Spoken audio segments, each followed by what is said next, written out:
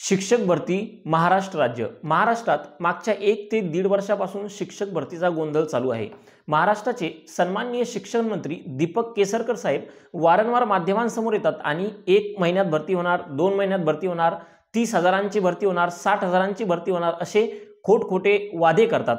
नंतर 1 ते 1.5 वर्षानंतर आता नुकतीच या भरतीला सुरुवात झाली किंवा पवित्र पोर्टलवर या भरतीची ॲडव्हर्टाइज किंवा ॲड येण्यास सुरुवात झाली आणि या भरतीची सुरुवात झाली तीही वादातूनच। आता या भरतीमध्ये मराठी माध्यम आणि इंग्रजी माध्यम असा एक वेगळाच वाद चालू आहे आणि या वादामुळे मराठी माध्यमातील सर्व मुलं सध्या श्री संतोष मगर यांच्या नेतृत्वाखाली पुण्यात आंदोलन करत आहेत। मग महाराष्ट्राच्या मुलांना जर नोकरी मिळवायची असेल तर आंदोलनच करावं लागेल का, हा खूप मोठा प्रश्न आहे। सरकार खूप बेजबाबदारपणे वागते, मुलांना न्याय मिळत नाही, मुलं एवढ्या थंडीच्या दिवसात त्या ठिकाणी पुण्यात आंदोलन करताय। दुर्भाग्य आहे की मागच्या 1 वर्ष अगोदरही हेच मुलं या शिक्षक भरतीसाठी आंदोलन करत होते। आज 1 वर्ष उलटून गेलं, शिंदे साहेबांना त्यांची शिवसेनाही मिळाली पण आमच्या विद्यार्थ्यांना न्याय मात्र काही मिळाला नाही आणि म्हणूनच या विषयावर आज बोलावंसं वाटतंय। नमस्कार, मी वैभव सांगळे, सध्या मी MBAचं शिक्षण घेत आहे। आता सर्वप्रथम व्हिडिओ सुरू करायच्या अगोदर जर आपण या चॅनलवर नवीन असाल तर या चॅनलला सबस्क्राइब करायला विसरू नका आणि साईडला दिलेली बेल आयकॉनवर क्लिक करायला विसरू नका, जेणेकरून अशा नवनवीन विषयावर मला प्रखरपणे बोलता येईल आणि आपल्या सगळ्यांना मिळून एक बदल घडवता येईल। लगेचच या व्हिडिओला सुरुवात करूया। या व्हिडिओला मी काही भागांमध्ये बोलणार आहे। सर्वप्रथम हे मराठी माध्यम आणि इंग्रजी माध्यम, सरकारने जे इंग्रजी माध्यमाला जे काही रिझर्वेशन टाईप काहीतरी दिलेलं आहे हे नेमकं पूर्ण प्रकरण काय आहे, त्यानंतर का महाराष्ट्रातील न्यूज चॅनल असतील, त्यानंतर बाकी चॅनल असतील, जे मोठमोठे नेते ते का या शिक्षक भरतीकडे वेळोवेळी दुर्लक्ष करताय। त्यानंतर या व्हिडिओच्या शेवटी मी सरकारला काही प्रश्न विचारणार आहे जे तुमच्याही मनात असतील, माझ्याही मनात आहे। खूप महत्त्वाचे प्रश्न आहे आणि बेसिक प्रश्न आहे। आज जेव्हा संपूर्ण जग विकासाकडे जाते, महाराष्ट्रासारखं प्रगत राज्य आणि या राज्याला एक साधी भरती घेण्यासाठी 1.5 वर्ष कसं लागू शकतं, ही सगळ्यात मोठी शोकांतिका आहे आणि आमच्या राज्यकर्त्यांची सगळ्यात मोठी हार आहे। पण आमचे राज्यकर्ते ज्या बेजबाबदारपणे या विद्यार्थ्यांसोबत वागताय, खरंच ही बाब अत्यंत चुकीची आहे आणि हे विद्यार्थी, हे तरुण सुद्धा भविष्यात या गोष्टीचं उत्तर या राज्यकर्त्यांना नक्की देतील याची मला गॅरंटी आहे। या व्हिडिओची सुरुवात करतो। सुरुवातीला नेमकं शिक्षक भरतीचं काय झालं ते मी तुम्हाला थोडक्यात सांगतो। मागच्या वर्षी परीक्षा झाली, अनेक विद्यार्थी पास झाले। जेवढे विद्यार्थी काही मेरिट लिस्टमध्ये आले, शिक्षक भरतीचा जो काही टेटचा पेपर होता त्या पेपरमध्ये 90% विद्यार्थी हे मराठी माध्यमातले आहेत, म्हणजे त्यांचं D.Ed B.Ed जे काही असेल ते मराठी माध्यमातून झाले आणि बाकीचे जे 5-10% विद्यार्थी आहेत ते इंग्रजी माध्यमातून आहेत। ही परीक्षा घ्यायच्या अगोदर मराठी माध्यम इंग्रजी माध्यम असा कुठलाही वाद नव्हता, सगळ्यांनी परीक्षा दिली, सगळ्यांनी एकच पेपर दिला, फक्त पेपराची भाषा वेगळी होती, कुणी मराठीतून दिला, कुणी इंग्रजीतून दिला। अनेक मराठी माध्यमांच्या विद्यार्थ्यांनी ही परीक्षा इंग्रजीमधून गेली। आता ही परीक्षा होऊन जवळजवळ 1 वर्ष पूर्ण झालं। आता सरकारने एक नवीन GR काढला किंवा एक विषयाची चर्चा चालू आहे की जवळजवळ जेवढे जागा सरकार भरणार आहे त्यातल्या 25% आसपास जागा इंग्रजी माध्यमाला विद्यार्थ्यांसाठी आरक्षित ठेवण्यात आलेल्या आहेत। म्हणजे जे 5 ते 10% विद्यार्थी आहेत त्यांना जवळजवळ 25% जागा आणि जे 90% विद्यार्थी आहेत त्यांना बाकीच्या उरलेल्या जागा। मग अशी कोणतीही बातमी परीक्षेच्या अगोदर सरकारने किंवा शासनाने दिलेली नव्हती, मग परीक्षेच्या नंतर असा निर्णय का, हा खूप मोठा प्रश्न आहे आणि याच कारणामुळे आज पुण्यामध्ये मराठी माध्यमांतील विद्यार्थी जे आहेत ते संतोष मगर यांच्या नेतृत्वाखाली 8 जानेवारीपासून आंदोलन करत आहेत। आता यानंतर या विद्यार्थ्यांची मागणी काय? या विद्यार्थ्यांची मागणी अशी आहे की ही जी काही भरती आहे ती मेरिटनुसारच झाली पाहिजे। यांचं म्हणणं आहे की मेरिटमध्ये जर पहिले 1000 विद्यार्थी इंग्रजी माध्यमांचे असतील तरीही त्यांना काहीच प्रॉब्लेम नाही, पण ही भरती मेरिटनुसारच झाली पाहिजे। कारण एकच पेपर होता, ज्या विद्यार्थ्यांना खरोखर त्यातलं टॅलेंट आहे तेच विद्यार्थी मेरिटमध्ये आले, हे तुम्हालाही कळतं, मलाही कळतं। त्यामुळे ह्या विद्यार्थ्यांची मागणी आहे मेरिटनुसारच ही भरती झाली पाहिजे आणि ते खरं आहे, ही भरती मेरिटनुसारच झाली पाहिजे। कारण सरकार केव्हाही कुठलेही नियम आणेल तर तरुणांनी किंवा विद्यार्थ्यांनी ते नियम का मानायचे हा खूप मोठा प्रश्न आहे। त्यानंतर अनेक केंद्रीय विद्यालय असेल, नवोदय विद्यालय असेल, त्यानंतर बिहार शासनाचे विद्यालय असतील, या विद्यालयांमध्ये सुद्धा मराठी माध्यमांच्या विद्यार्थ्यांना शिक्षक म्हणून घेतलं जातं, पण आमच्या महाराष्ट्र सरकारमध्ये या विद्यार्थ्यांवर अन्याय केला जातोय। खरं हा खूप मोठा प्रश्न आहे। आमची न्यूज चॅनल, आमचे मीडिया ज्यांनी महाराष्ट्रात मराठी पाट्या लावाव्या म्हणून 20-20, 30-30 दिवस न्यूज चॅनलवर ते आंदोलन असतील, जे काही असेल ते सगळं चालवलं, पण आज जेव्हा आमचे विद्यार्थी एवढ्या थंडीचं पुण्यात तिथे आंदोलन करताय तेव्हा कुठलेही न्यूज चॅनल अजून त्यांच्यापर्यंत गेलं नाही। जेव्हा ही बातमी ऐकली तेव्हा खरंच वाटतंय की महाराष्ट्राच्या तरुणावर अन्याय होतोय, राज्यकर्ते त्यांच्याकडे दुर्लक्ष करताय, पण त्यासोबतच प्रसार माध्यमही दुर्लक्ष करताय। याचा जाब या तरुणांनी नक्की या सरकारला विचारला पाहिजे। त्यानंतर खूप वाईट वाटलं की जेव्हा मी काल युट्यूबवर पुण्यातलं जे काही आंदोलन आहे ते बघत होतो, त्या आंदोलनाला मोजके 80-100 विद्यार्थी आहेत. खूप विद्यार्थ्यांना मी फोनवरही बोललो. विद्यार्थ्यांना कळतंय की आपल्यावर अन्याय होत आहे, पण विद्यार्थी आंदोलनाला का जात नाही? कारण विद्यार्थी आंदोलनाला किती वेळा जाणार? मी तुम्हाला पहिलेच सांगितलं की 1 वर्ष अगोदरही आंदोलन चालू होतं. आज 1 वर्ष उलटून गेला, आजही आंदोलन चालू आहे. मला आदरणीय शिक्षण मंत्री साहेब असतील, मुख्यमंत्री साहेब असतील, यांना प्रश्न विचारायचे की आपण ज्या बेजबाबदारीने या विद्यार्थ्यांसोबत वागताय, ज्या प्रकारे विद्यार्थ्यांच्या मानसिकतेसोबत आपण एक छळ करताय, जर अशा प्रकारे परीक्षा द्या, पास करा, त्यानंतर आंदोलनं करा, पोलिसांचा मार खा, थंडीत झोपा, म्हणजे महाराष्ट्रात नोकरी घेण्याची ही एक नवीन प्रोसेस झाली आहे की महाराष्ट्रात सरकारी नोकरी घ्यायची असतील तर तुम्हाला आंदोलन करावंच लागेल. कारण प्रत्येक भरतीत हे सुरू आहे. तलाठी भरती घ्या, आरोग्य भरती घ्या, शिक्षक भरती घ्या, प्रत्येक भरतीत आंदोलन चालू आहे. पण आमचे सरकारमधले जे काही लोक आहेत ते बस एकमेकांवर टीका करण्यातच व्यस्त आहेत आणि महाराष्ट्रातला तरुण खरोखर हवालदिल झालाय. माझी महाराष्ट्रातल्या सर्व तरुणांना हात जोडून विनंती आहे की ज्या प्रकारे जेव्हाही आपण कुठल्याही प्रकारचं आंदोलन करतो तेव्हा त्याच्या काही तारखा ठरवा आणि एका ताकदीनं सर्वजण एक व्हा. जर न्याय मिळत नसेल तर तुम्हाला न्याय घेता आला पाहिजे, कारण ही लोकशाही आहे.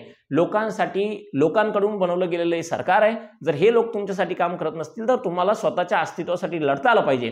जर कोणता माणूस पुढाकार घेत असेल तर त्याच्या मागे आपल्याला जाता आलं पाहिजे. त्यानंतर या व्हिडिओच्या शेवटी मला सरकारला काही मोजके प्रश्न विचारायचे आहेत. खूप सिंपल माझे प्रश्न आहेत. तुमच्याही मनात असतील, माझ्याही मनात आहेत. या शिक्षक भरती संबंधीचे प्रश्न आहेत, कारण की 1-1.5 वर्षापासून रखडलेली ही शिक्षण भरती आहे.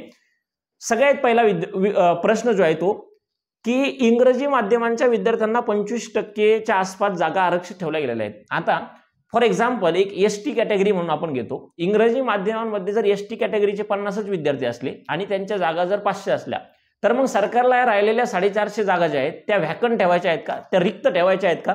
म्हणून ही इंग्रजी माध्यमांचा एक नवीन क्रायटेरिया सरकारनं आणला आहे का, या प्रश्नाचं सरकारनं उत्तर दिलं पाहिजे. कारण अनेक विद्यार्थ्यांचा अंदाज आहे की सरकारला या जागा भरायच्या नाहीत, व्हॅकंट ठेवायच्यात, म्हणून हा मराठी इंग्रजीचा यांनी हे आणलंय. मला एक गोष्ट सांगावीशी वाटते, जर विद्यार्थ्यांनी एकच परीक्षा पास केली तर मराठी इंग्रजी हा भेद करणं या टायमाला तरी चुकीचं आहे. ऑलरेडीच तुम्ही मुलांना या परीक्षेमध्ये खूप त्रास दिलेला आहे. मुलांना ऑलरेडी खूप कठीण परिस्थितीतून समोर जावं लागलं आहे आणि त्यानंतर आता परत काहीतरी नवीन विषय काढून तुम्ही परत मुलांसोबत तेच करताय, हे दुर्दैव आहे.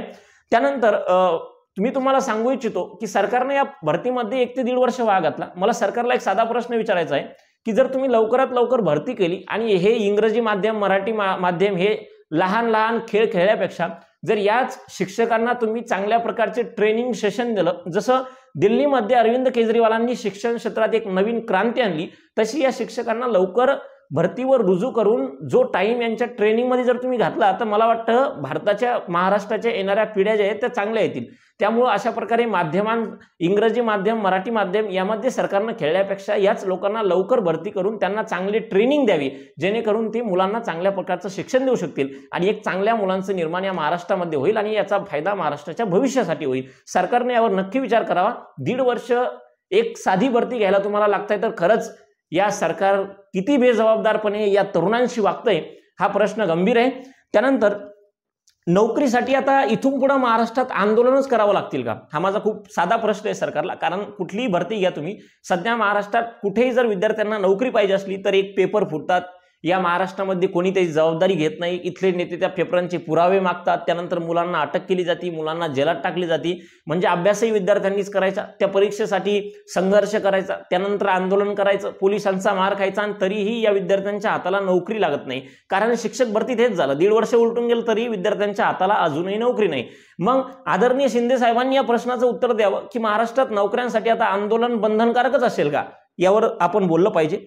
त्यानंतर अनेक विद्यार्थ्यांच्या मनात एक प्रश्न आहे की आता जवळजवळ जानेवारी महिना चालू आहे, 1-1.5 महिन्यानं लोकसभा निवडणुकीची आचारसंहिता लागेल. मग सरकार लवकरात लवकर ही प्रक्रिया पूर्ण करेल का?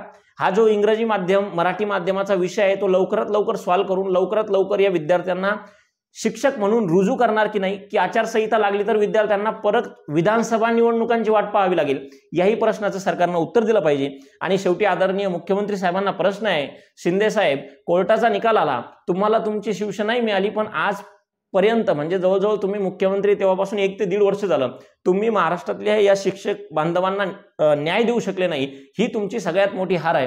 तुम्हाला तुमचा पक्ष जर मिळाला पण महाराष्ट्राच्या तरुणांना न्याय मिळत नाही, तो न्याय आपण दिला पाहिजे। आपण प्रसारमाध्यमांसमोर येऊन या विषयावर बोललं पाहिजे, नाहीतर विद्यार्थी येत्या काळात या गोष्टीचा मोबदला तुमच्याकडून घेतल्याशिवाय राहणार नाही, याची मला 100% गॅरंटी आहे। शेवटी मला महाराष्ट्राच्या तमाम तरुणांना सांगायचं की स्वतःच्या हक्कासाठी लढा। जर अशा प्रकारचा काही अन्याय होत असेल, जो कोणी व्यक्ती पुढाकार घेतोय त्याच्या पाठीमागं खंबीरपणे उभं राहा। न्याय मिळत नसेल तर न्याय घ्यायला शिका, आपल्या स्वतःच्या, आपल्या परिवाराच्या, आपल्या आईवडिलाच्या अस्तित्वासाठी। जर तुम्ही स्वतः कुठल्या परीक्षेचा अभ्यास केलाय तर त्या परीक्षेत नोकरी हा तुमचा हक्क आहे, ही लोकशाही आहे। तुमच्या नोकरीसाठी लढा, कुणालाही भ्यायचं कारण नाही, ते आपले अधिकार आहेत। युवक म्हणून आपण बोललं पाहिजे। म्हणतात की कुठल्याही राष्ट्राची सगळ्यात मोठी जी शक्ती आहे ते तिथले युवक असतात। त्यामुळे खरोखर सांगतो 16 तारखेलाही पुण्यामध्ये मला वाटतं आंदोलन आहे।